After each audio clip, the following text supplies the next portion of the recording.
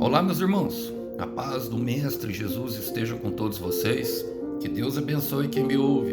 Que o Senhor Deus Todo-Poderoso esteja conosco na nossa jornada, esteja com você que está me ouvindo, que Ele possa te abençoar com todas as riquezas e sortes de bênçãos conquistadas por meio de Cristo Jesus, para você, para a sua família, para a sua casa, para os seus projetos. Receba a graça, receba fortalecimento, receba paz que vem de Deus. Vamos lá?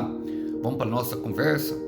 Vamos para a nossa breve meditação, e o texto hoje para a nossa breve reflexão encontra-se na Epístola de Paulo aos Romanos. Quero ler com vocês o capítulo 5, verso 20 e 21, para aquilo que o Senhor tem conosco. Fala assim, ó: a lei foi concedida para que todos percebessem a gravidade do pecado, mas à medida que o pecado aumentou, a graça se tornou ainda maior.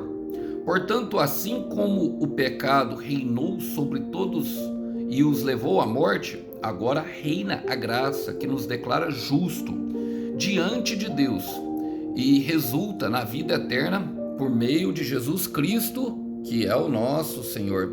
Jesus Cristo é o Rei, Jesus Cristo é o nosso Senhor.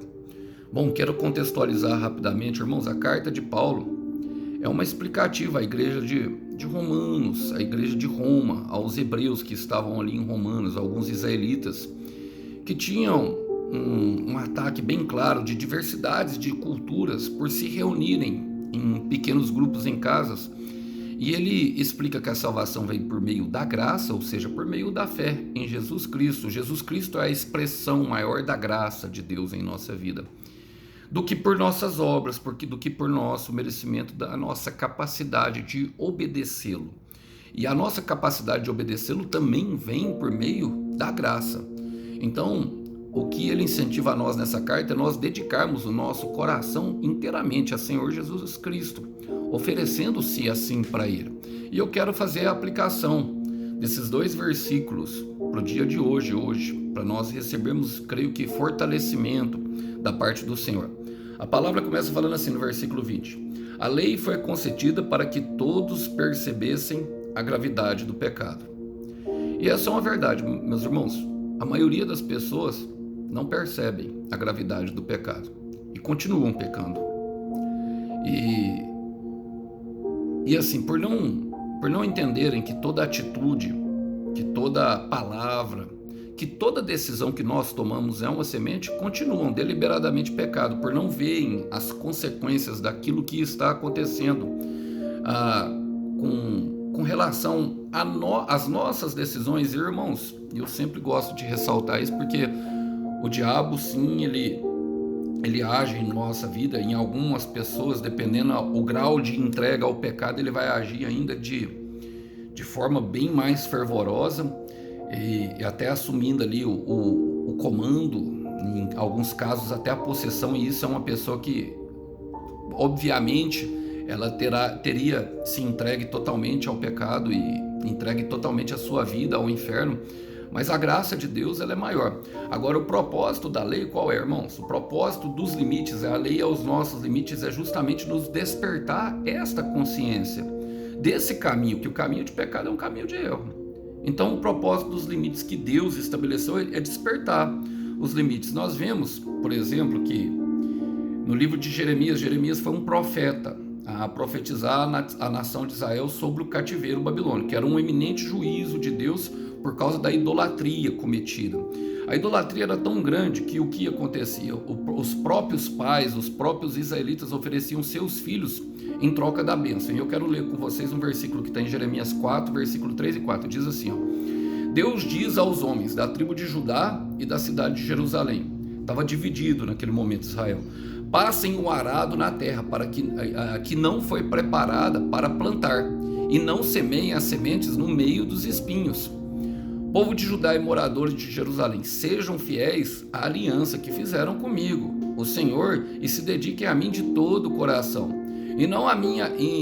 Senão a minha ira queimará como fogo, e por causa das maldades que vocês têm feito, o meu furor será como fogo, e ninguém poderá apagá-lo. O começo da carta era justamente o profeta avisando sobre o juízo, para que os homens não olhassem a dificuldade.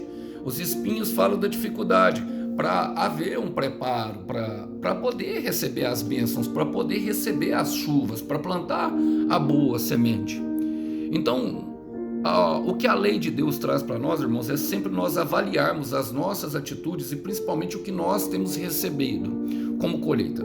Se nós não estamos colhendo, se nós não estamos gostando da colheita que temos recebido da parte de Deus, devemos obviamente olhar a semente que nós estamos plantando e começar a preparar a terra. Olha, se fosse fácil, irmãos, e por isso que Deus pede para não olhar para a dificuldade, o evangelho ele não seria colocado como um arado e o coração do homem como uma terra que precisa ser arada e ser preparada. Vocês já viram aquele rastelo de jardineira? Mais ou menos aquilo que Deus está falando. Ou seja, se dediquem a mim de todo o coração, se entreguem a mim. E a lei, ela veio justamente os limites para despertar essa consciência para nós não caminharmos no caminho da facilidade. Em Jeremias 21, versículo 2, quero ler para vocês. Os líderes de Israel vão até Jeremias. Quando a Babilônia começa justamente o rei Nabucodonosor começa a invadir as terras de Israel. E olha só o que eles falam. Jeremias, peça a Deus, o Senhor, que nos ajude, pois o rei Nabucodonosor da Babilônia está fazendo guerra contra nós. Pode ser que o Senhor faça um milagre em nosso benefício e obrigue Nabucodonosor a se retirar. Vocês percebem que quando chegou a verdadeira dificuldade, a verdadeira colheita dos atos deles, eles se voltaram para Deus, mas naquele momento ali nada mais adiantava. Naquele momento já tinha sido decretado o juízo de Deus para aquele povo. Eles iriam passar assim os 70 anos. E Deus, a ordem que ele dá era justamente que as pessoas que se entregassem ao rei Nabucodonosor viveriam. E muitas vezes nós estamos vivendo esse momento justamente porque nós não tivemos um despertar da consciência, da gravidade do nosso pecado e continuamos a pecando, continuamos a plantando uma semente ruim e até chegar até o Senhor entregar na mão do inimigo. E é isso que o Senhor faz, irmãos. Nós nos afastamos tanto de Deus e é por isso que eu comecei falando sobre possessão demoníaca, que o Senhor nos entrega na mão do inimigo. Quem já esteve na mão do inimigo sabe o quão difícil é, sabe o quão doloroso é uma vida, sabe, sem propósito, uma vida em que nós somos entregues à escravidão do pecado, não conseguimos controlar as nossas próprias ações, nos entregamos à devassidão, fazemos mal aos outros, procurando cada vez mais o prazer dessa carne, sabe, procurar aparentemente estar abençoados, como eram aquele povo exatamente que foi levado ao cativeiro babilônico, que ofereciam seus próprios filhos em sacrifícios. E oferecer filhos a sacrifício fala justamente, irmão, de fazer o bem, trazer o bem para a nossa vida a qualquer custo, até mesmo a custo de outras pessoas. Não importa o que as outras pessoas vão sentir, não importa se o nosso pecado está provocando o mal em outras pessoas, desde que ele forneça um bem-estar para nós. Só que esse bem-estar é passageiro. O julgamento de Deus ele chega para todo mundo, mas quando nós estamos em Cristo Jesus, esse despertar, essa consciência, ela toma conta de nós.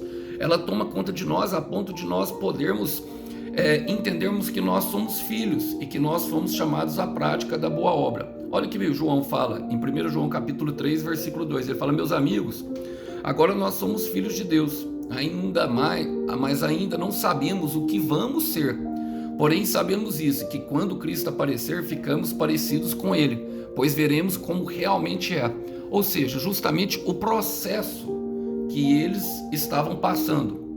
Por se negarem a passar uma dificuldade menor, passaram uma dificuldade maior lá na frente. Por se negarem a passar uma dor menor aqui atrás, passaram uma dor maior lá atrás. Mas e agora que nós estamos no processo com Cristo, muitas vezes experimentaremos sofrimento sim. No mundo tereis aflições. Nós somos filhos de Deus e estamos sendo revelados de fé em glória, sendo transformados. Então não abdique, irmão, justamente daquilo que está sendo feito por Deus para viver um momento temporário. Continue lançando a boa semente. Paulo fala: mas à medida que o pecado aumentou, a graça se tornou ainda maior. aconteceu isso. Aconteceu isso com eles no cativeiro babilônico, irmãos. Porque durante o processo eles começaram a desanimar, não acreditavam mais nas promessas de Deus, não acreditariam.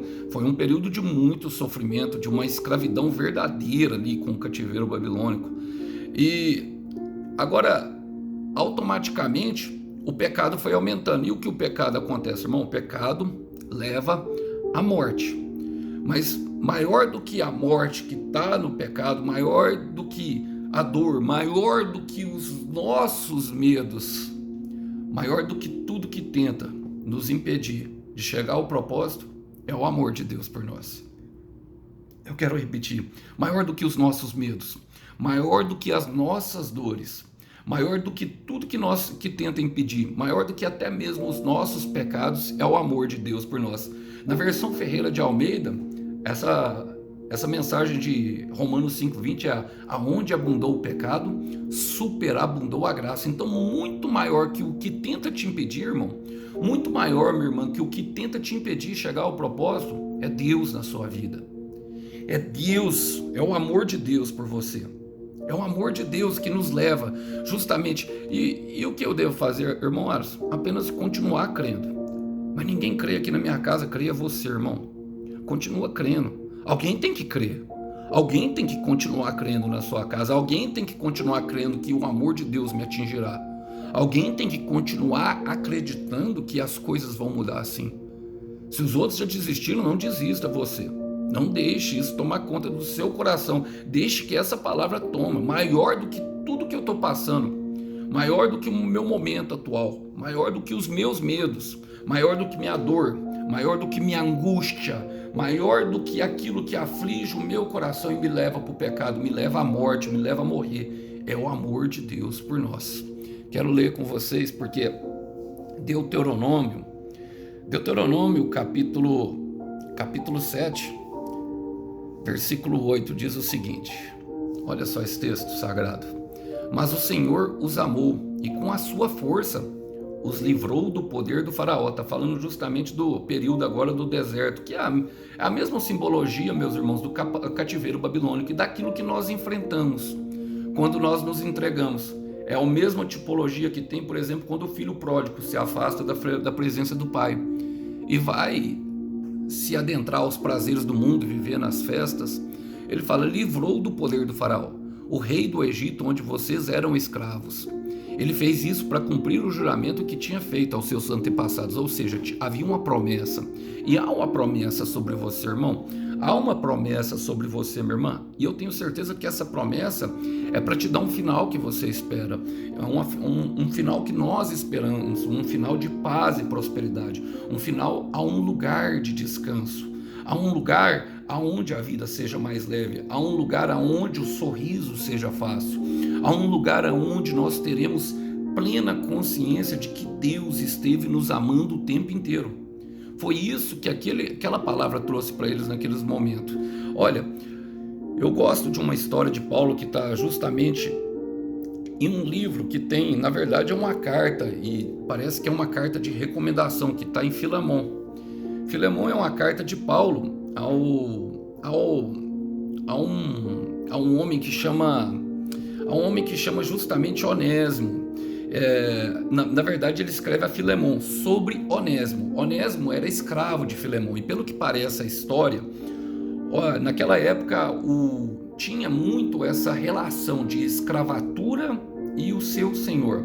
E Filemão era o senhor de Onésimo. E Onésimo, talvez por não aguentar as aflições que eram infligidas, o trabalho árduo, fugiu de Onésimo. O fato é que os dois se converteram, tanto Filemão quanto Onésimo. E ambos, olha só para você ver, ambos se encontraram com Paulo, conheceram Jesus Cristo através da vida de Paulo. E Paulo recomenda que ali Onésimo, que estava arrependido, voltasse, e não que abandonasse sim a escravidão, mas que voltasse a servir o seu senhor, porque naquele momento, quando um escravo fujão era justamente apanhado, o que acontecia? Ele deveria pagar com a própria vida para servir de exemplo aos outros. Isso diz muito para nós justamente do que era a lei de Cristo. A mulher que era apedrejada servia como justamente um exemplo para que as pessoas não viessem a cometer, a incentivar o pecado. E Paulo recomenda para receber em amor. E Paulo fala várias vezes: eu peço você em amor, mesmo sendo seu pai e podendo te exigir que você o recebesse. Não, eu quero te pedir pelo amor que você tem mostrado através da obra que você tem exprimido pelo Senhor Jesus.